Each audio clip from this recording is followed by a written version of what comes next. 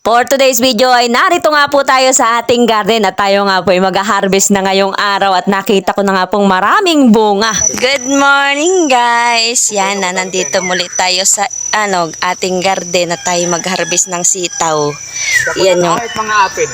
ating sitaw. Yan nga yung inaano ko, ilang puno yan na may mga aphids dyan. Yan nga yung binobombahan ko para palagi. Yan guys, so harvest tayo ng sitaw. Ayun si hahaba, no? Yan, no? Haba-haba, dude. Hindi ko kasi ito nahugutan kasi binombahan ko ng ayan, no? Kamatis. Kamatis ko nga ay na. Alin? Kangkong. Yan yung binungkal ko. Tapos tatanam ko ng kangkong. Yan, no? Tapos ito yung ating mga ampalaya, guys. Yan. At meron na tayong makukuha din eh. Hindi siya kalakihan. May mga bunga na hindi kalakihan. Ay, kagaya nito. Hindi siya kalakihan masyado. Pero okay na. At least, meron tayong nakikitang bunga. O, diba? At least, meron tayong nakikitang bunga din eh. At kahit pa paano tayo makaka-harvest na ngayon. Ayan. Sabi ko sa inyo by August meron na tayong ma-harvest na gulay. Diba? Diba? Meron na tayong sitaw. Sitaw. Ayan. At kung kaya ko lang sana magbungkal ng lupa marami na sana ho akong naitanim.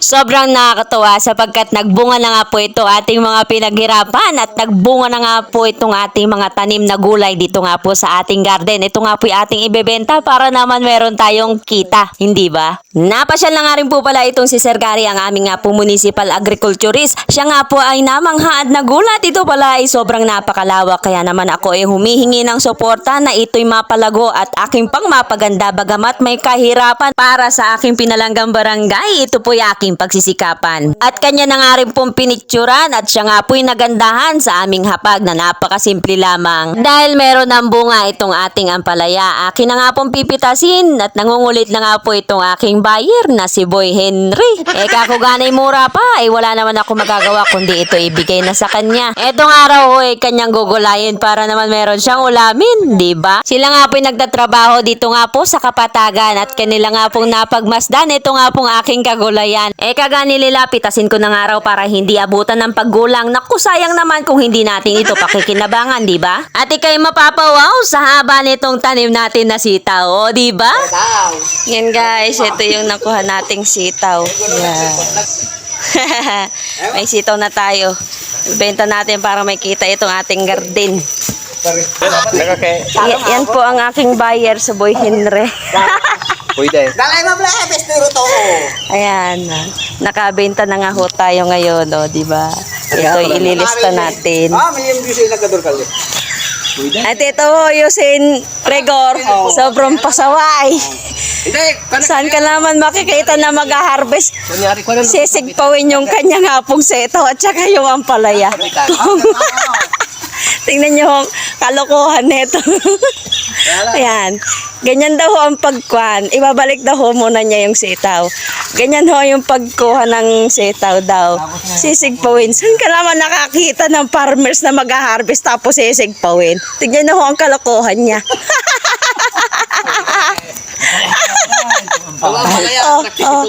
Ay! Tingnan mo. Ganyan magpote talaga para hindi. Ganyan daw magpote pag mapangkuhan. Mapang-harvest it without permission.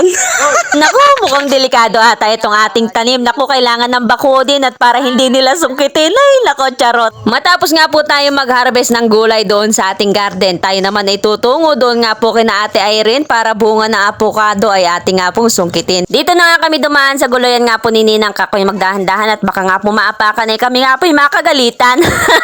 Ako'y sumama na nga rin at para makahingi ng bunga ng avocado kanila nila nga pong susungkitin. Buti na nga lang at lumabas na itong si Ate Irene. Ipapaalam nga po namin sa kanya na yung bunga nga po nitong abukado ay amin na nga pong kukunin. Ito nga raw po ay papadala doon sa Manila, doon nga po sa kapatid niya para nga po makatikim naman itong masarap na bunga. Buti na nga lang at nakita ni Mama ito nga pong bunga ng babana o yung guyabano ay ito nga po'y hinat na, hindi magtatagal, ito nga po'y mahihinog na. Kinuha na nga rin po nila yung isa pang bunga. Ito nga raw po ay dadalhin ni Ate Irene doon nga po sa kanyang kapatid sa bayan. Tignan nyo nga hinat na hinat, ito nga pong bunga ng babana. Naku, buti na lang at nakita, baka uwak ay maunahan ka.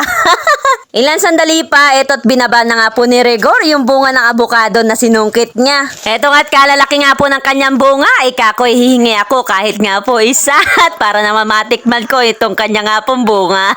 Napakasarap nga lang talaga manirahan dito nga po sa probinsya. Sa mga pagkain, siguradong mananagana ka. Mga sariwang pagkain na iyo nga po makakain, gaya nga po ng sariwang isda, prutas at gulay. Siguradong mamimilog ka at hindi ka mananamlay, o diba?